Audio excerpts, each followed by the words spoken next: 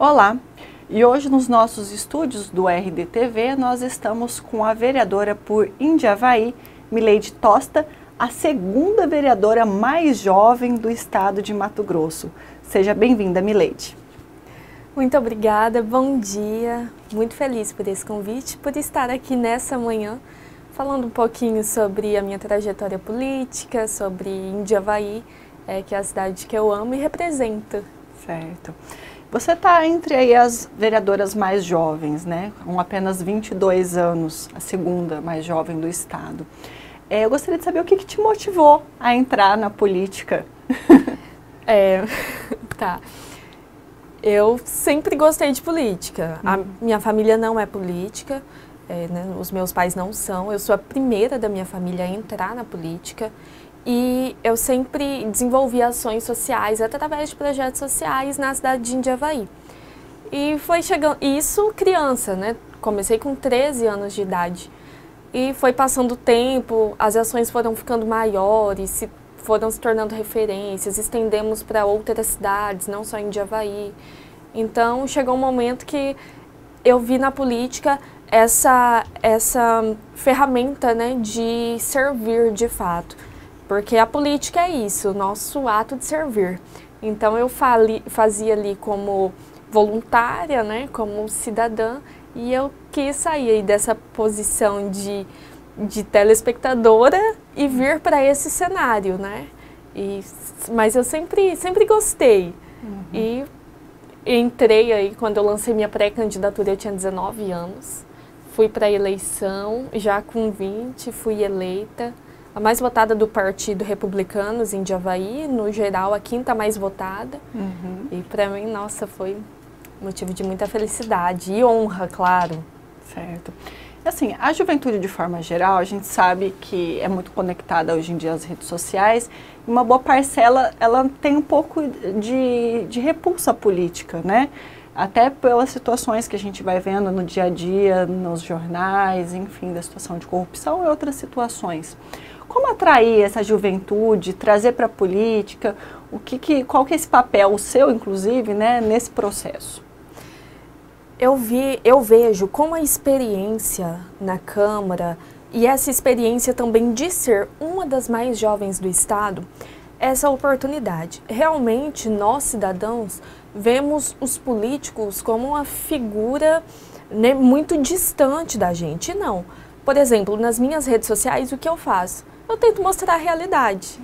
Eu não mudei o meu modo de ser, continuo tendo 22 anos e fazendo coisas que todos os jovens gostam de fazer. E quando a gente entra na política, a gente não precisa necessariamente mudar nosso modo de ser, o nosso modo de agir, o nosso modo de pensar. Então, o que eu fiz, e é até por isso que eu faço, eu tentei deixar as minhas redes sociais muito leves. Eu mostro o meu cotidiano, eu mostro, né, todo o meu dia a dia, o que eu faço, mostro minha família e também mostro as minhas ações enquanto vereadora. Então, se olhar lá num dia no meu Instagram, vai ver, por exemplo, eu num show, ok, e no outro dia eu na sessão. Então, tá tudo bem. Então, nós precisamos naturalizar esse ambiente, porque essas ações são as nossas... por exemplo, ir numa festa, ir num show, é uma coisa nossa enquanto pessoa, né? Então, qualquer um pode fazer isso. E geralmente as pessoas veem esse cenário muito distante, né? Então, para eu ser um político, eu preciso mudar inteiramente. E a gente vê, por exemplo, mulheres, quando entram na política, às vezes quer andar só de terno e calça. Não.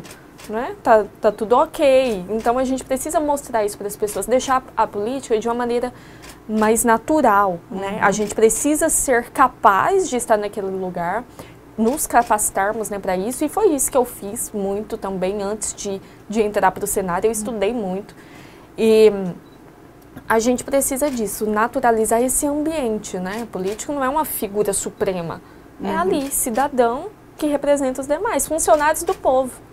Certo. E que tipo de políticas públicas você acredita que a juventude está mais carente, já que é um foco, né, que você atinge bastante também? Sim. Vou trazer um pouco da realidade de Indiavaí, então, nesse caso. quando eu entrei na política, e eu também via isso enquanto jovem, são oportunidades, capacitações, oportunidades de emprego. Então, por exemplo, a minha primeira ação enquanto vereadora, né, em sessão ordinária, meu primeiro pedido foi para que nós criássemos em Indiavaí o programa de estágio remunerado. Nós temos estudantes que todos os dias se deslocam de Indiavaí, vai para Araputanga, vai para São José dos Quatro Marcos para fazer faculdade. Então, são faculdades particulares. Então, nós precisamos encontrar alguma maneira de incentivar esses jovens a permanecer estudando, porque eles vão para que eles permaneçam em Indiavaí. Indiavaí é uma cidade muito pequena.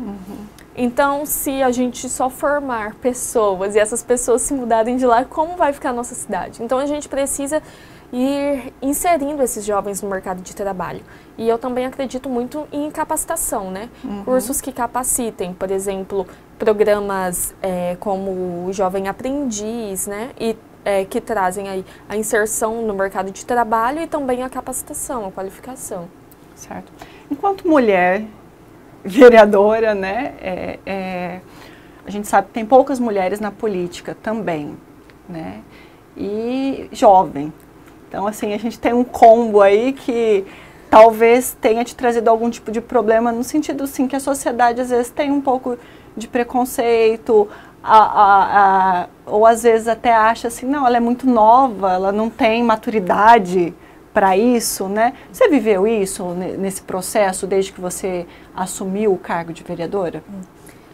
Eu entendo, assim, a política é um cenário no Mato Grosso e no Brasil, assim, de muito hereditarismo, né? As pessoas vão passando de geração em geração. E também as pessoas perpetuam no poder. Então é difícil você entrar sem nenhuma experiência familiar política, num cenário onde pessoas estão há 3 mandatos. Então até que você chegue. E o que nesse processo, eu escutei muito isso e foi muito o que eu tentei fazer. O que a gente precisa para estar de igual para igual? Conhecimento. Então, antes de assumir, eu lembro que eu fui na Câmara e já pedi o regimento interno, aí eu já peguei, né, no site a lei orgânica do município e comecei a estudar. Então, chegou alguns momentos, olha, isso não pode. Não, peraí, pode sim, tá aqui. Então, a gente precisa disso. Para estar de igual para igual, né, porque não é porque eu sou jovem que eu sou inferior aos demais. Mas eu acho que eu fui conquistando isso, até com esse processo aí de mostrar, peraí, eu estou disposta, né, a aprender, mas eu também tenho a ensinar. E eu acredito que isso somou muito para que hoje, por exemplo, eu conquistasse um espaço no nível estadual, que, por exemplo, foi a eleição de ontem, que eu disputei a vice-presidência da União das Câmaras de Mato Grosso. Então, esse espaço foi conquistado através de um trabalho que eu realizei em Indiavaí e que, querendo ou não, se destacou a nível de estado. Tá certo. E você viveu um episódio de boicote, né? Você acredita que isso é uma página virada? Semana da Mulher está garantida em Indiavaí, tranquilamente? Olha, para mim é uma página virada, claro, né? São coisas que nos fortalecem na política, mas é algo assim que eu não gostaria de ter passado, não desejo que nenhuma outra vereadora passe. Esse caso foram umas moções de aplausos, né, que eu tinha indicado, e posteriormente faríamos uma sessão solene em homenagem, e acabou que, né, as indicações naquele momento foram retiradas de pauta, na outra sessão voltou para a pauta, só que aí foram reprovadas. Mas acredito que seja uma página virada mesmo. Acho que as pessoas percebem que, né, as pessoas vão percebendo, né, que não é algo sobrenatural você indicar uma moção de aplauso. Sim. Comum, natural do processo, função básica da vereança. Sim. Você conseguiu emplacar o projeto, né, da pobreza menstrual, que a gente sabe que é um debate nacional, né? Em âmbito nacional isso também já foi votado, em âmbito estadual também isso é debatido. Considera que é o maior legado até agora do seu processo, seu mandato? Com certeza.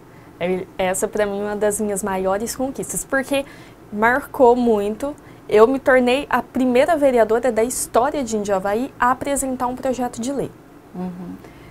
O primeiro que eu apresentei foi reprovado, né, que foi o projeto de criação da Semana da Mulher. E aí veio o projeto da pobreza menstrual. E eu apresentei ele num momento muito importante, que foi quando esse debate veio à tona a nível nacional. A gente sabia da existência do problema, nós sabíamos, mas quando isso vai para um programa, né, de nível nacional e choca a realidade de meninas faltarem à aula por não terem absorvente no mesmo mês, todo mês, naquelas mesmas datas, então nós precisamos encontrar uma ferramenta que diminua isso. Menstruação é um processo natural do corpo feminino, né, e precisa ser tratado dessa forma, de maneira natural. E por ser um processo natural do corpo feminino, é uma questão de saúde pública. E para questões de saúde pública, a gente precisa de políticas públicas eficientes.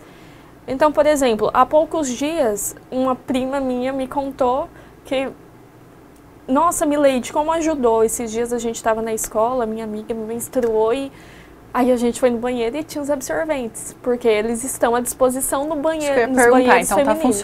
Está funcionando adequadamente nos banheiros femininos da escola pública de Indiavaí, e também eles são disponibilizados, né? Foi incluído como item básico em Indiavaí, por exemplo, entregas de cestas básicas pela assistência social, o absorvente é um item básico e vai na cesta, para famílias em condições de vulnerabilidade. Certo. A região onde Indiavaí se situa, né, é uma região que a gente sabe que tem aí alguns problemas de infraestrutura, que muitas vezes serve como corredor até de tráfico de drogas, e tem uma peculiaridade que é ali pertinho em Jauru, a galera que vai para os Estados Unidos, né? Eu queria sua avaliação em relação ao aporte aí que o governo do estado tem dado à região, se você acredita que precisa de uma maior atenção, né? Aí pensando de uma forma mais macro na região onde se situa Indiavaí. Na região. Sim, nós tivemos um problema por muitos anos em Indiavaí, que foi na região oeste ali, sobretudo no Vale do Jauru, que é onde Indiavaí fica, foi a questão de rodovias intransitáveis. Eu me recordo, já transitei por ali. Intransitáveis. Mas nesse ano passado, né, na verdade, o governo do estado concluiu as obras de pavimentação ali, né? Porque precisou refazer todo aquele asfalto, né? Não tinha como mais reformar nada daquilo. Eu me recordo que os buracos, eles pegavam praticamente toda a rodovia. Toda. E ficou por muito tempo assim, né? Numa gestão passada, chegou um momento que eles fatiaram, né, a rodovia toda e depois não fez nada. Então foi ficando muito ruim esses trechos. Nós tivemos muitos acidentes, pessoas que morreram mesmo por essas questões, né, desviando de buraco e perde controle, né, tivemos conhecidos que morreram assim. Então, o governo do estado, né, melhorou muito. No ano passado, né, teve aí por exemplo, o trecho de Indiavaí-Araputanga que estava lamentável, agora é um tapete. Então, a gestão tem atendido a região? Tem atendido.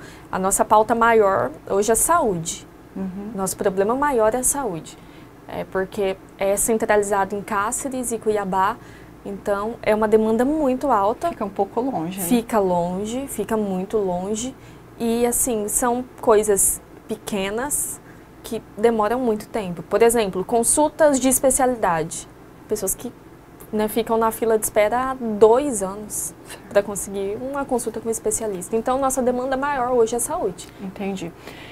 Embora você esteja aí numa cidade pequena, né, a gente sabe, você tem planos futuros ou para disputar a prefeitura ou até mesmo a Assembleia Legislativa? A gente sabe que é uma região carente também, né, de lideranças.